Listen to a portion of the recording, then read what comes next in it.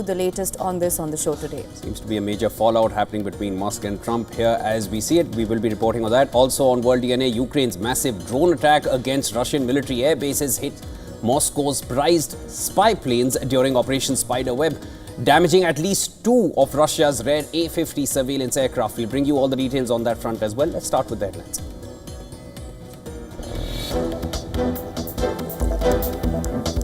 Reports say Ukrainian drones destroyed at least 2 of Russia's A-50 surveillance aircraft during Operation Spiderweb, targeting Vladimir Putin's strategic bomber fleet.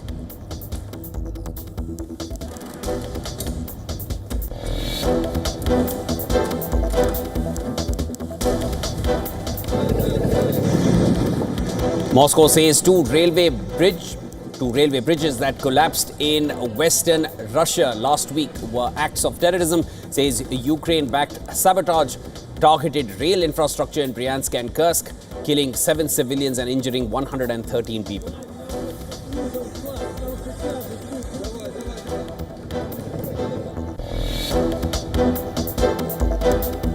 FBI Director Kash Patel says a Chinese national arrested for allegedly smuggling a dangerous biological pathogen into the country.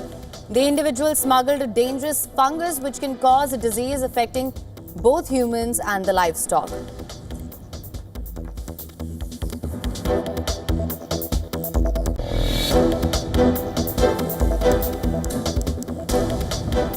US immigration officials detained the family of the man charged of carrying out the firebomb attack in Boulder, Colorado. The White House says family is in ICE custody for expedited removal and could be deported as early as tonight.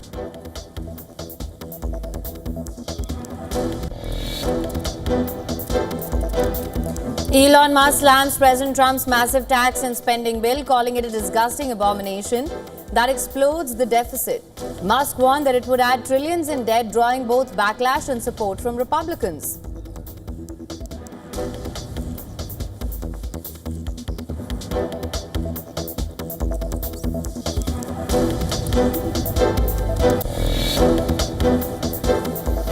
Police data in Britain shows Pakistanis are more likely to be suspects in child grooming cases than the general population. Figures from the 43 police forces in England and Wales show that nearly 1 in 10 of the suspects in group-based child sexual exploitation cases were Pakistanis.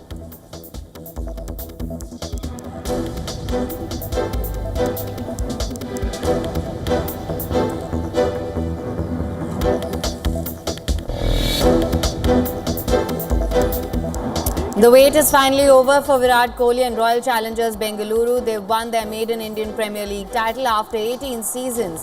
RCB beat Punjab Kings in the final by 6 runs.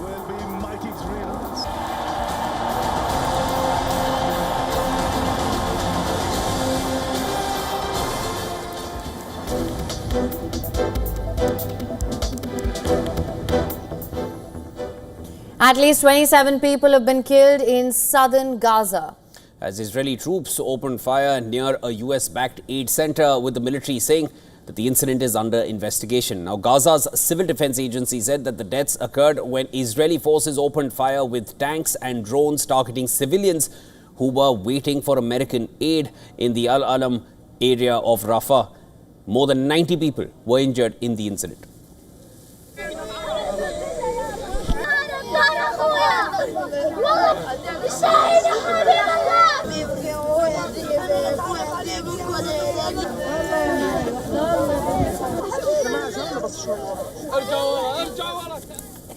The Israeli military said its troops fired towards suspects who had ignored warning shots. Israeli forces fired warning shots about half a kilometer from the aid distribution area towards suspects who were approaching in a way that endangered their safety, the safety of the soldiers. The incident is being investigated, and here too, we will uncover the truth. The latest shooting occurred about a kilometer from a center run by the US-backed Gaza Humanitarian Foundation, GHF. Rescuers said the previous shooting on Sunday killed at least 31 people at the Al-Alam roundabout. UN Secretary General Antonio Guterres urged an independent probe into the shooting. while UN Human Rights Chief Volker Turk called such attacks unconscionable. The White House said it is looking into the veracity of the reports from Rafah. The administration is aware of those reports, and we are currently looking into the veracity of them because, unfortunately, unlike some in the media, we don't take the word of Hamas with total truth. We like to look into it when they speak. Gaza Humanitarian Foundation's first week of operations, in which it said it distributed more than 7 million meals worth of food, has been marred with criticism. US State Department acknowledged the potential for improvement.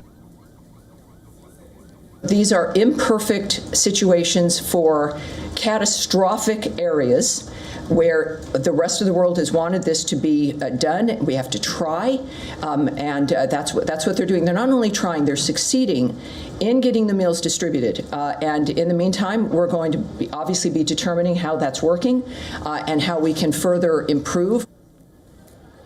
Furthermore, Palestinian families fled their homes and shelters in Khan Yunis on Tuesday following an evacuation order from the Israeli army.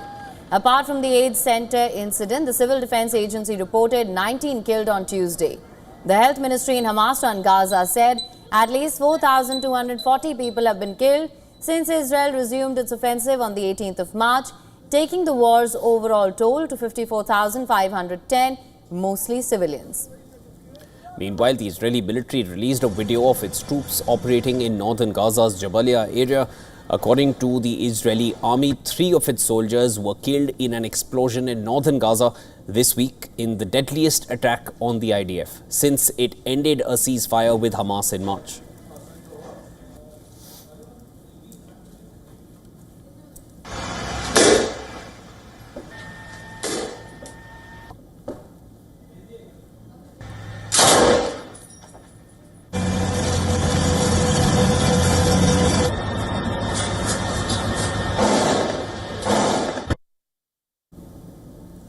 Operation Spider Web, Ukraine's massive drone attack against Russian military air bases hit Moscow's prized spy planes. According to a report, the strikes during Operation Spiderweb damaged at least 2 of Russia's rare A-50 surveillance aircraft. The Telegraph, citing intelligence shared with it, reported that footage clearly showed one of the Ukrainian drones hitting the radar dome of a Soviet-era spy plane. The report claimed that the aircraft was protected with what appeared to be sandbags aligned across its wings. It added that another A-50 also appeared to be hit by a Ukrainian-piloted drone.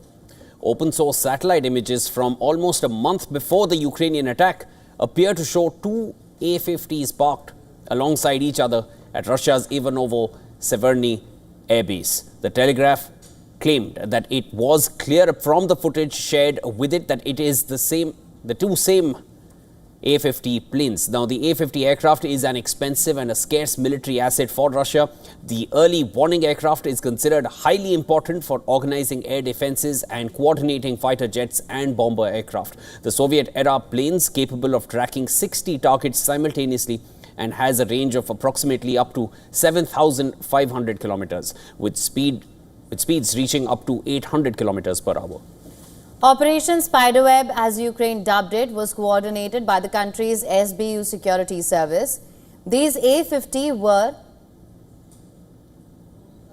reportedly at the Ivanova Air Base, located northeast of Moscow. Ukraine also targeted strategic nuclear bombers in the Belaya Air Base in Siberia. The Diaghilevo base, that is located south of Moscow, also came under attack. A huge explosion also rocked the Russian Arctic city of Severomorsk, which is home to Russia's largest fleet of nuclear submarines. Ukraine also hit Olenia Guba naval base in Murmansk region.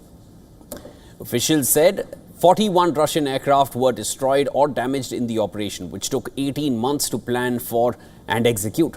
Western intelligence officials have claimed that a lower number of Russian aircraft, around 11, were likely destroyed or damaged in the strikes.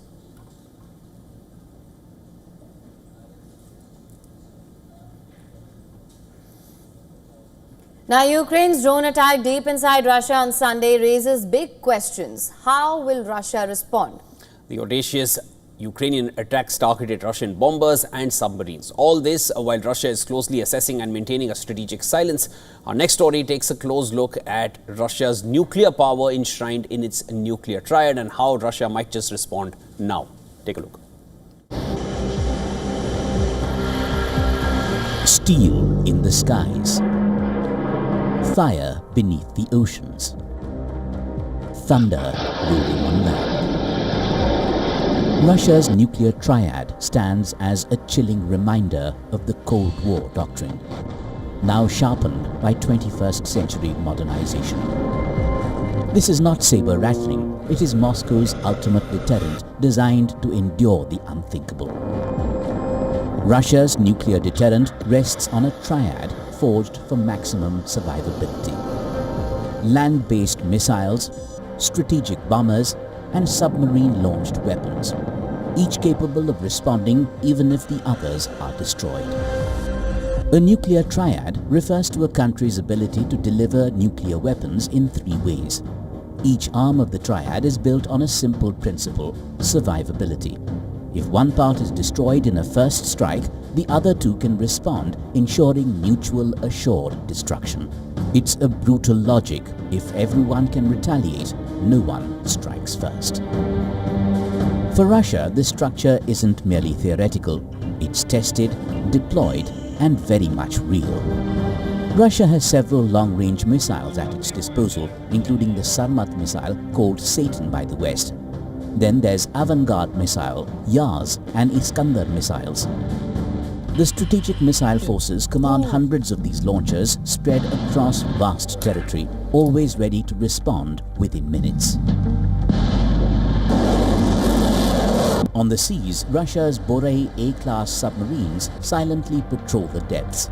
Each is loaded with nuclear-tipped missiles capable of striking targets thousands of kilometers away. These stealthy giants form the backbone of Russia's second strike ability, nearly impossible to neutralize in a first wave of attack. This triad is not static, it's evolving. Moscow is actively upgrading its systems, integrating AI, hypersonic tech, and satellite communications. Russia boasts that its strategic forces can withstand even a nuclear first strike and still deliver a devastating counterattack. In the skies, the Tu-160M White Swan and Tu-95MS strategic bombers stand by with cruise missiles and nuclear payloads. These long-range heavyweights loiter in airspace, flexing deterrence through presence. Russia has the world's biggest nuclear arsenal. The US, with more than 5,000 nukes, comes a close second, followed by China, France, the UK, India, and Pakistan. Clearly, these weapons can unleash doomsday, something meant as a deterrent and never to be used again. Bureau Report, WION World. The Department of Homeland Security in the US and the Immigration and Customs Enforcement ICE have taken into custody the family of the Egyptian national charged with tossing gasoline bombs at a pro-Israeli rally in Colorado's Boulder. 12 people were injured in the weekend attack. Homeland Security Secretary Kristi Noem said that the wife and children of Mohammed Sabre Soliman have been detained as part of the investigation into the attack. In a video uploaded on her social media account, Noem said that they were investigating to what extent Soliman's family knew about the attack, if they had heard of it, or if they had provided support in any way. Mohammed's despicable actions will be prosecuted to the fullest extent of the law. But we're also investigating to what extent his family knew about this horrific attack, if they had any knowledge of it, or if they provided support to it. Soliman's immigration status has been at the center of President Donald Trump administration's response to the attack. Federal authorities said he was in the country illegally, having overstayed a tourist visa and an expired work permit. A police affidavit filed in support of Soliman's arrest said that he was born in Egypt, lived in Kuwait for 17 years and moved 3 years ago to Colorado Springs, which is over 100 kilometers south of Boulder, where he lived with his family, with his wife and 5 children. The White House also took to social media and in what appeared as a taunt to the family said 6 one-way tickets for Mohammed's wife and 5 kids. Suleiman is due to appear in court in Colorado on Thursday now. He is expected to formally face federal hate crime charges as well as state charges of attempt to murder. He is suspected of throwing flammable liquid at a group of older people marching to raise awareness of the Israeli hostages still being held by Hamas after the deadly October 7, 2023 attacks. According to state and federal court documents, Solomon told police that he went to the site disguised as a gardener, and in fact his initial plan was to kill them all. Police said that he had 18 Molotov cocktails but threw just 2 during Sunday's attack, adding that he did not carry out his full plan because he got scared and had never hurt anyone. Police said that he'd been planning the attack for a year but had delayed committing the attack until his daughter had graduated from high school. Police also defended its decision of not quickly labeling the attack as terrorism. Police Chief Stephen Redfern said he wanted to make sure nothing incorrect was said that would compromise the prosecution. There was no intent to hide what happened. There was no intent to minimize or lessen what we later, within a couple hours at the press conference, confirmed was terrorism. It was strictly, the intent was to make sure we had everything right before we committed to one thing or another. Now, South Korea has a new president. Center-left leader Lee Jae-myung has claimed victory in the country's high-stakes snap election. And he's defeated conservative rival Kim Moon-soo. His win caps a dramatic chapter in South Korean politics, one marked with protests, political upheaval and a shaken democracy. With nearly all ballots counted, Lee secured nearly 49% of the vote, a lead his rival Kim Moon-soo conceded even before final confirmation. Voter turnout was 79.4%, the highest since 1997. And the former factory worker turned lawyer and politician campaigned on his humble beginnings and fierce opposition to former President Yoon Suk-yeol's martial law order.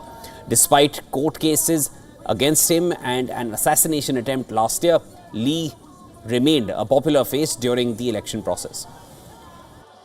The first mission you have entrusted to me is to firmly overcome the attempted insurrection and ensure that never again will the guns entrusted by the people be used to intimidate the people in a military coup. I will restore democracy in this nation and build a democratic republic where our citizens are respected as sovereigns, not a society ruled by hatred and hostility, but one grounded in recognition, cooperation, and coexistence. U.S. Secretary of State Marco Rubio congratulated the incoming president and voiced hope for working with the left-leaning leader.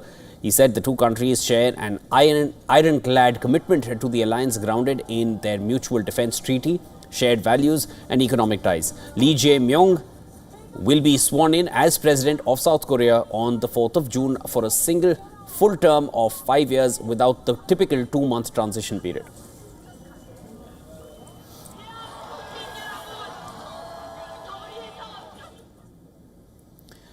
Today, Ayodhya once again stands at the center of a devotion and tradition as it prepares to witness the second phase of Pran Pratishtha, and this time of the revered Ram Darbar and other deities on the 5th of June. The temple city has been beautifully decked up for the occasion. Streets are adorned with flowers and lights, and the sound of conch shells and Vedic chants echo through the lanes, and a palpable sense of peace and celebration fills the air. Chief Minister of Uttar Pradesh, Yogi Adityanath, will be present to oversee the significant moment. The 3-day celebrations began on the 3rd of June. Elaborate security arrangements are in place across Ayodhya while the rituals are underway. Routine darshan of Ram Lalla continue, ensuring devotees can participate in the spiritual energy of the city. Now, the second phase builds upon the grand milestone earlier this year. The first phase of Pran Pratishtha, which took place on the 11th of January as per the Hindu calendar, even though the formal inauguration ceremony happened on the 22nd of January. That event marked the spiritual beginning of the temple's life, while this week's rituals continue to complete the sanctification of the entire temple complex. Now, for the people of Ayodhya and for countless devotees across the world, these ceremonies are more than just rituals. They are a reaffirmation of faith, a continuation of legacy and a moment of spiritual unity with devotion in the air and tradition at its heart. Ayodhya once again offers a glimpse into India's living heritage.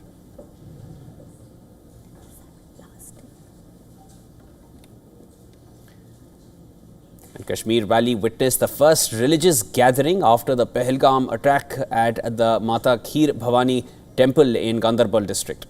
Thousands of devotees from across Jammu and Kashmir and the whole of India gathered to celebrate the birth anniversary of Mata Kheer Bhavani. Take a look. Kashmir is celebrating devotion, tradition and communal harmony. The Kheer Bhavani festival in Ganderbal district is a deeply revered religious event for the Kashmiri Pandit community. Thousands of devotees across India have thronged the sacred Ragnya Devi temple. The massive turnout in the heart of the valley this year after the Pahalgam attack resounds India's unity and enduring spiritual bond. Devotees say they won't tolerate terrorism and will never stop coming to the valley.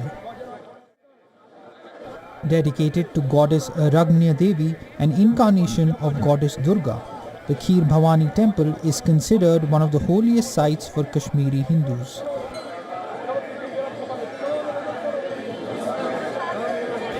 The temple derives its name from the traditional offering of rice pudding made with milk, which is offered to the deity during the annual festival. A 3-tier security system is in place around the temple. The route connecting Srinagar to Ganderbal district has been fortified. Jammu and Kashmir Police says locals have volunteered to carry out the festival with utmost fervour and support. In coordination with the civil administration and other all on-ground forces, CAPF, Army, and especially general public has been taken into confidence. They themselves came forward. Lieutenant Governor of Jammu and Kashmir Manoj Sinha, former Chief Ministers Mehbooba Mufti and Farooq Abdullah took part in the celebrations. It's a message to the whole world that the brothership has not died and the brothership will never die. We had come to welcome the devotees and we wanted to tell them that Jammu and Kashmir is incomplete without them. PDP believes that Jammu and Kashmir won't be solved with a military solution but only talks. Locals have welcomed tourists thronging the valley with open arms. This is a befitting response to the terrorists who carried out the Pahalgam attack. I want to condemn and pay tribute to the ones who were killed. They say the rise in footfall is a good sign. Hundreds and thousands of devotees are here at the Mata Kheer Bhavani temple in central Kashmir's Ganderbal district of the Kashmir region. Today is the festival of Mata Kheer Bhavani. This is a special day for the Kashmiri Pandit community in Jammu and Kashmir. And not only have they come from Jammu and Kashmir but different parts of the country. We're seeing huge number of people since early morning today present here at the temple praying at the Mata Kheer Bhavani temple. We've seen a 3-tier security system also in place around the temple as well. With video journalist Feroz, Idris Sloan for WION World is One. And with that, it's time now for a short break. Don't go anywhere. This is World DNA. When we come back, just days after exiting the White House, Musk lambasts Trump's mega bill, and this is what he said. This massive, outrageous, pork-filled congressional spending bill is a disgusting abomination, quote-unquote. These are Musk's words, which he posted on social media as he followed its progress from the sidelines.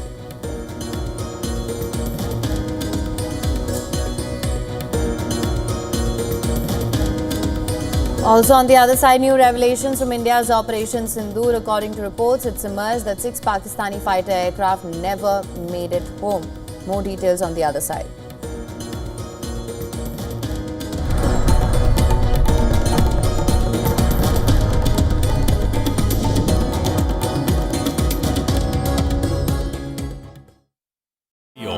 India's global voice, the channel that brings you the biggest stories from across the world through India's lens. Now available in more than 190 countries worldwide. Because we believe that the world is one. Watch us in Africa, Europe, USA and Canada, South America, Asia Pacific, Middle East and North African regions. Also available on these digital platforms across the world. WION. World is one.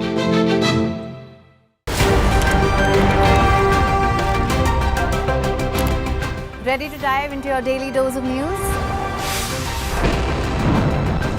Bringing you what's trending in the West and all that's setting trends in the East. And all of this served up with a side of insightful banter. We don't just bring you the latest stories. We bring you your talking points for the day. And while you do that, from the busy streets of New York, I will provide you with deeper insights on the developments through the course of the day in the U.S. The show that keeps you ahead of the global curve. A conversation you'd want to be a part of. A place where news becomes an engaging exchange. We bring you stories that impact your present. This is World DNA. Join the conversation.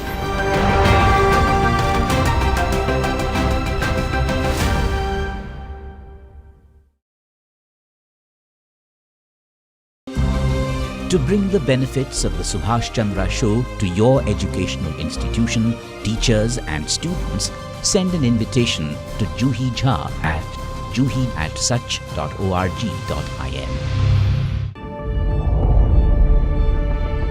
The Earth is sending distress signals.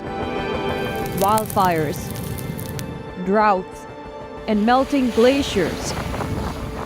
Can we reverse the damage? Explore the harrowing effects of climate change. It's a wake-up call. Global emergency. Climate Tracker on WION World is One.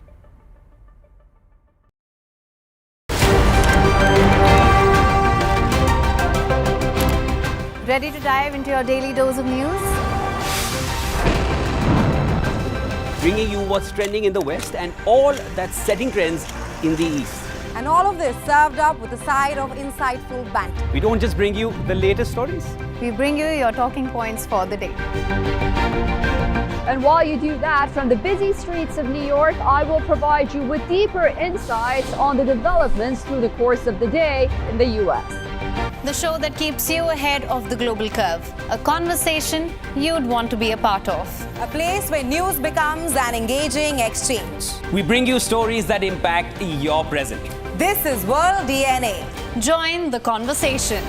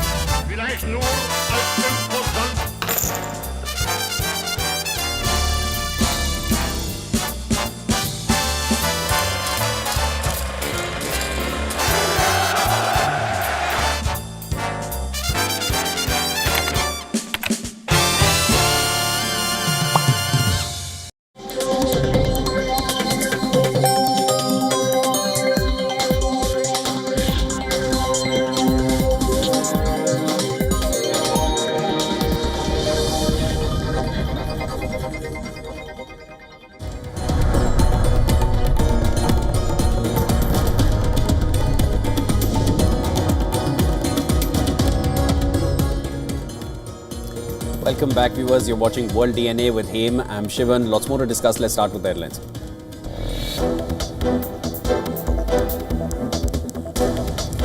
India's weather agency predicts heavy rainfall in the northeast, thunderstorms in the northwest, but heat wave conditions will continue in parts of East India.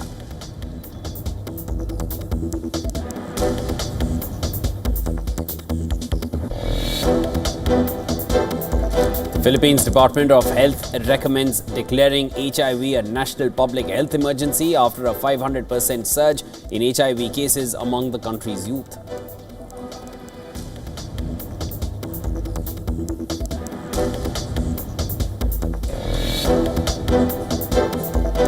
Police data in Britain shows Pakistanis are more likely to be suspects in child grooming cases than the general population.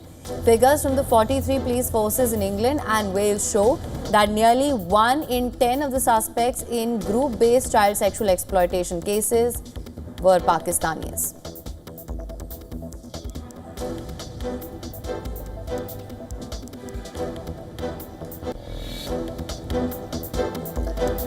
FBI Director Kash Patel says a Chinese national has been arrested for allegedly smuggling a dangerous biological pathogen into the US. The individual smuggled a dangerous fungus which can cause a disease affecting both humans and livestock.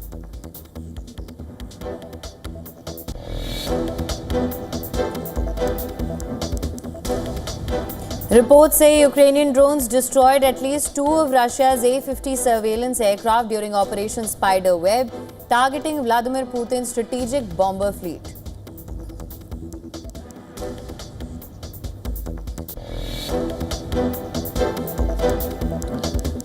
US immigration officials detain family of the man charged of carrying out the firebomb attack in Boulder, Colorado. White House says the family is in ICE custody for expedited removal and could be deported from the US as early as tonight.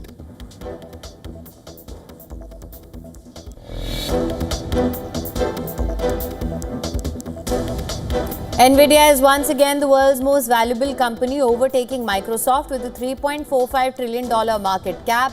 Its stock jumped 3% on Tuesday, driven by surging demand for AI chips used by tech giants like Microsoft, Google, and OpenAI.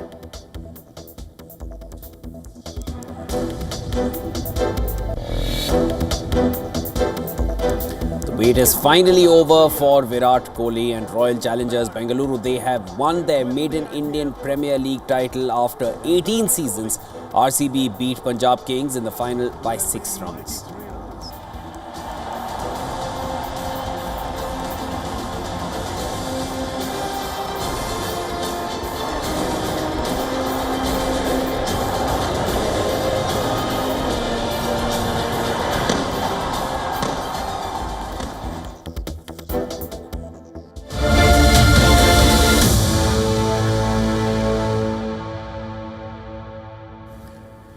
New revelations from India's Operation Sindoor. According to reports, it has emerged that 6 Pakistani fighter aircraft never made it back to the Pakistani bases. Now, ANI has obtained exclusive details of a devastating assessment revealing the Indian Air Force's unprecedented destruction of Pakistani military assets during recent operations. Intelligence sources operating within the conflict zone have disclosed to ANI that Pakistan's air capabilities suffered catastrophic losses across multiple fronts.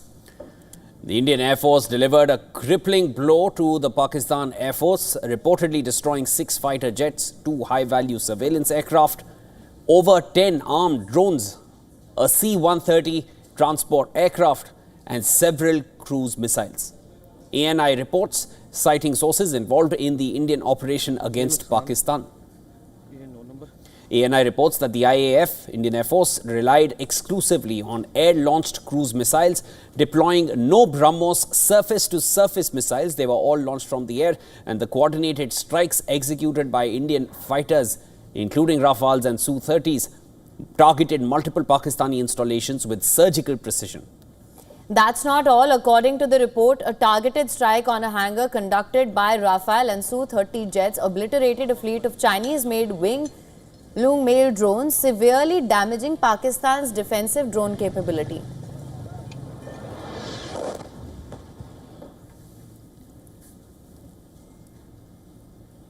Now, India's Chief of Defence Staff General Anil Chauhan has hailed Operation Sindoor as a landmark in India's military precision and strategic dominance. Commending the gallantry of Indian forces, CDS Chauhan set the record straight as he shredded Pakistan and exposed state-sponsored roots of terrorism. Chauhan also detailed the exact moment when it was cornered and it was shaken, called for de-escalation. Listen to this. This whole start point of this particular war was this Pahalgam terror attack. So is terrorism a rational act of warfare? I don't think that's a rational act, because terrorism has no defined logic, it has no political-military end state. Terrorism is a means and an end in itself. Terrorism is a form of warfare that defines rationality. This is because the terrorist doesn't have anything to lose. He's a non-state actor. If he doesn't have a state, he's not worried about territory, people, or the ideology, which form the 3 important constituents of the state. So this is terrorism absolutely irrational if it is happening in a standalone mode. Similar kind of venom was fueled by General Asim Munir against India and Hindus. Speak just 2 days or weeks before what happened in Pahalgam. So, since this is a regional distance, it can be also, I believe, that retracted because now Pakistan is faced with a different kind of a prospect that it faces military action in case we find terror happening against us. And also, we said that we'll have water as well as, this thing will not flow together. So we have kind of raised the bar. We have connected terror to water, and we have drawn out the new lines for military operations against terror. On 10th, then they picked up the telephone and said they wanted to talk. And I think that the rationale behind this the realization coming in stem from two facts. That one is they must have assumed that if they continue this mode, they are likely to lose much more. So hence they picked up the telephone. And second thing, since they had stopped us at multiple fronts, they still did not have the benefit of understanding what they had stopped. So they must have thought they must have stopped, and hence they like to talk now. And if they don't, they tend to lose both. When there was a rhetoric from Pak side, we also said that in case Pakistan hits military establishments, we are going to hit them back, we'll hit them harder, and if they stop, we are going to stop. So when Pakistan did ask for talks and de-escalation, we also at some point of time, not immediately, at some point of time, I would say, did accept what they were saying.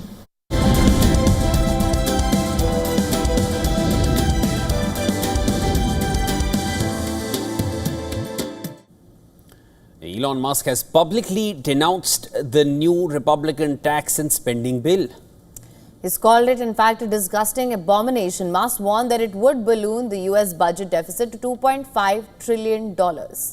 Okay, his criticism came just days after stepping down from his government role heading the Department of Government Efficiency, a short-lived initiative aimed at cutting federal waste. Now, Musk's statement reflects growing conservative unease over the bill's sweeping tax cuts and expansive spending provisions. Despite Musk's warning, the White House remains unmoved. Press Secretary Caroline Leavitt said that President Trump still supports the legislation, calling it one big, beautiful bill. How mad do you think President Trump is going to be when he finds out that Elon Musk said, "I'm sorry, but I just can't stand it anymore. This massive, outrageous, pork-filled congressional spending bill is a disgusting abomination. Shame on those who voted for it. You know you did wrong. You know it." Look, the president already knows where Elon Musk stood on this bill. It doesn't change the president's opinion. This is one big, beautiful bill, and he's sticking to it. Musk's opposition is significant. He has donated over $250 million to Trump's 2024 campaign and was a key voice behind the Doge initiative. Conservative Congressman Thomas Massey endorsed Musk's position, while House Speaker Mike Johnson described the criticism as very disappointing after a 20-minute call with Musk. Now, at the heart of the controversy, a massive bill combining permanent tax cuts with sharp increases in federal spending. Musk argues that this will add crushing debt burdens on American taxpayers.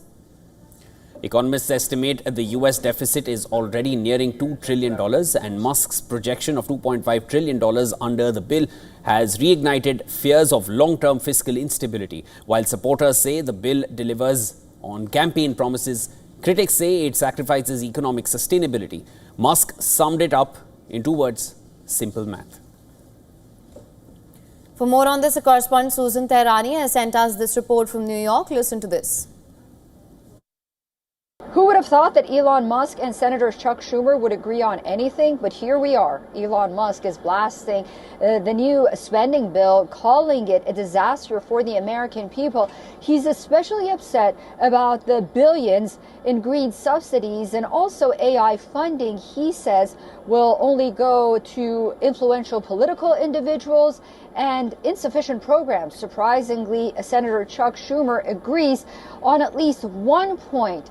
He says that more oversight is needed on how artificial intelligence money is spent.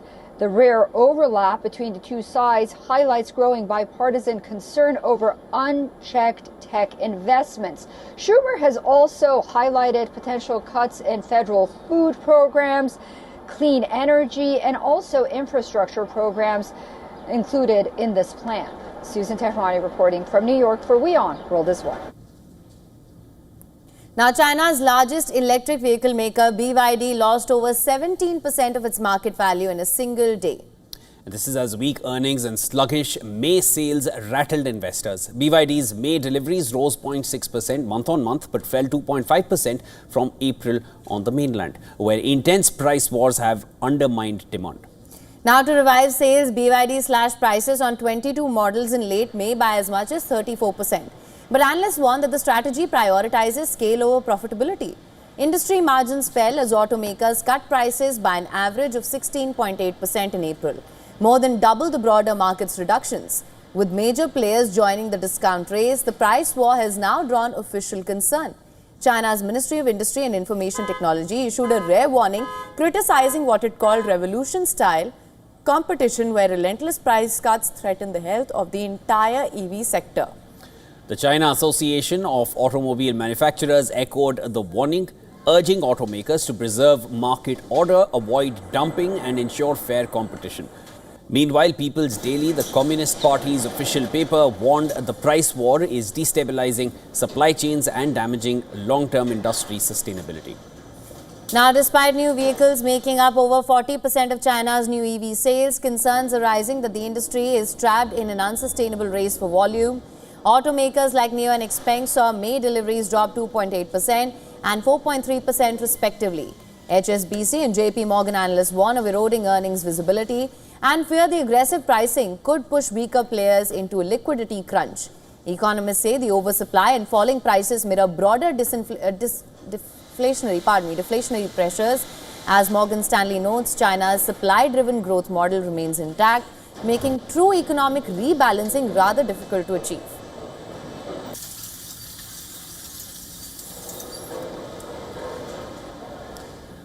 Health authorities in the Philippines are sounding the alarm over a dramatic rise in HIV infections. Now, officials say the country might be on the brink of a public health emergency as new cases reach alarming levels, most of them among the youth. According to the health department, the country is recording an average of 57 new HIV cases every day, a 50% increase compared to the same period just last year. Men make up 95% of the new cases, with young people hit the hardest. 33% of them are between the ages of 15 to 24, while 47% are aged between 25 and 34. Data also shows that only 50% of the people living with HIV have been diagnosed. Of these, only 66% are receiving life-saving antiretroviral therapy. The primary mode of transmission continues to be sexual contact, especially among men who have sex with other men. On Tuesday, the Health Department called for nationwide action to tackle the crisis and said that it will be in public interest to declare a public health emergency to mobilize the society and the government to help reduce new cases. Under Philippine law, the president can declare a health emergency if an epidemic poses a threat to national security. The start of the COVID-19 pandemic in 2020 was the last time that was done. While the government did not explain the causes behind the surge, it said that the crisis has pushed back efforts to meet global targets to end the AIDS epidemic by 2030. Home to over 117 million people, Philippines now reportedly has the highest number of new HIV infections in the Western Pacific.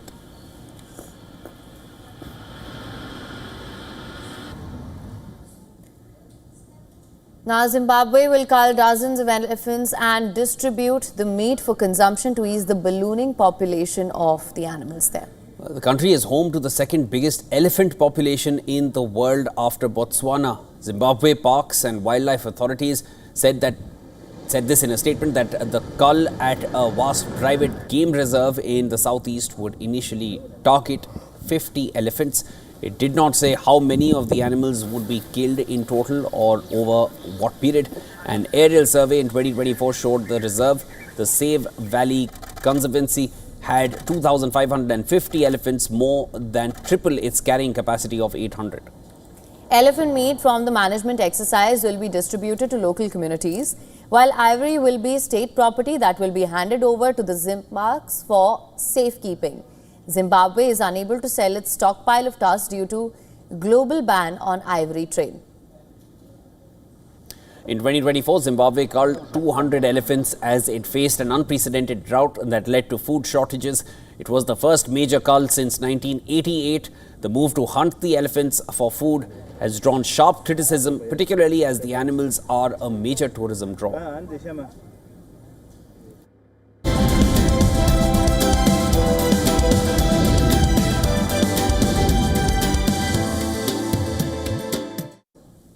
And it's fourth time lucky for Virat Kohli and Royal Challengers Bengaluru. After 18 seasons of heartbreak, they have finally won their maiden Indian Premier League title. A superlative effort from their bowlers helped them beat Punjab Kings by 6 runs in the title clash. Sent to bat first in the title clash, Bengaluru smashed 13 runs in the first over. But before they could build on that good start, Kyle Jamieson struck to remove Phil Saul. Virat Kohli played the anchor's role. He added 38 runs with Mayank Agarwal, 40 with Rajat Patidar and 35 with Liam Livingston. Before he was dismissed in the 15th over, he scored 43 off 35 balls, the highest by any RCB batter on the day. Bengaluru were 132 for 4 after 15. Then 2 big overs saw them race to 168 for 5. Now, Bengaluru's tail added 22 more runs in the last 3 overs as they posted 190 for 9. Punjab Kings began their run chase with the right intent. They were 32 for no loss after 4 overs and 70 for 1 after 8.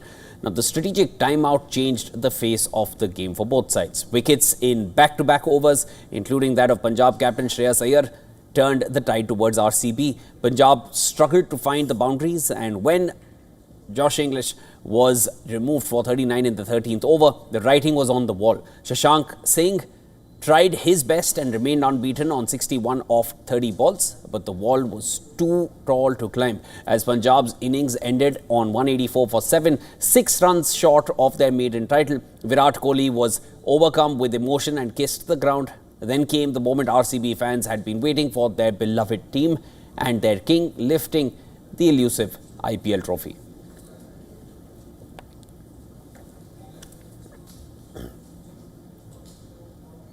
And defending champion Iga Swiatek has set up a blockbuster semi-final clash at the French Open. The world number 5 beat Alina Svitolina in straight sets to book a date with world number 1 Aryna Sabalenka. A 3-time defending champion, Swiatek had dropped just 1 set on her way to the quarterfinals, and against Svitolina, she looked fair. The pair exchanged consecutive breaks of serve early in the second set before Swiatek forced the breakthrough at 5-all with a powerful forehand down the line. She then sealed the 6-1, 7-5 win with back-to-back aces. The Pole's 26th consecutive victory at Roland Garros sees her through to the semi-finals for the 4th straight year. Earlier, Sabalenka secured 4-2 in the first set, but the world number 1 fought back and pulled level. She then edged a tense tie break to take the opener. In the second set, Zhang saved a break.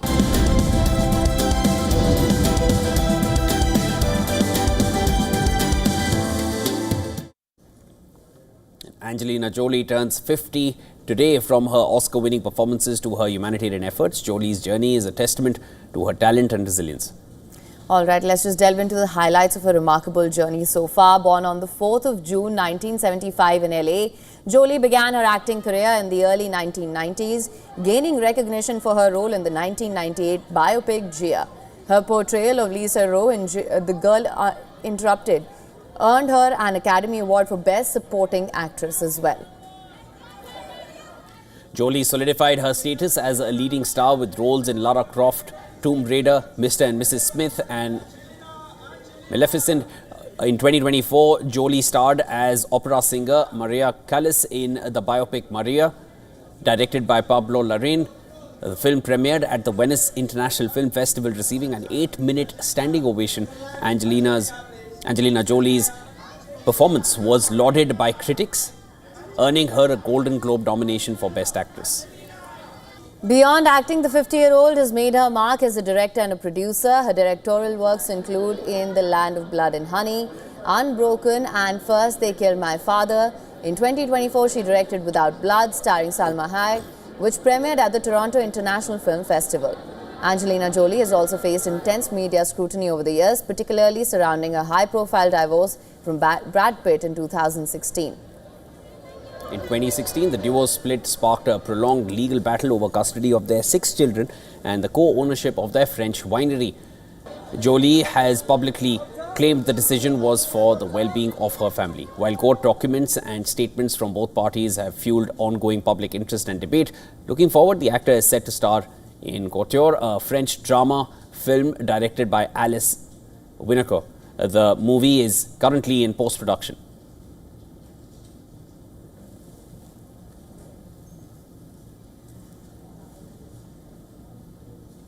The importance of making moments of joy was the theme at the premiere of director Mike Flanagan's latest film, an adaptation of a Stephen King story, The Life of Chuck. More about the star-studded premiere in this next story.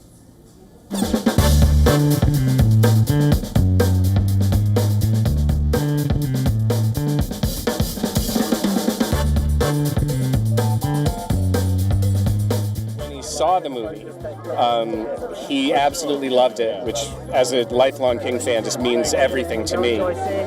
He asked if he could come to see the movie at TIFF for its world premiere. It's the first time he's attended one of his own premieres in 2 decades, since The Green Mile, and that meant everything.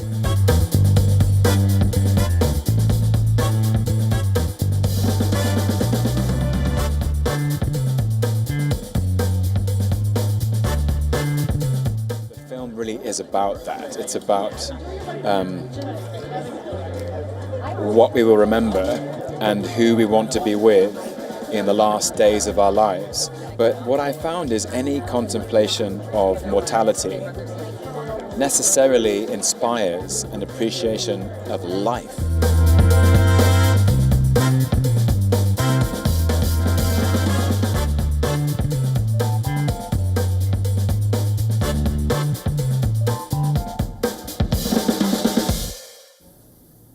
And with that, it's a wrap on this edition of World DNA. Before we slip into a short break, here are all the climate stories making headlines across the world. Come right back. This is WION World is One.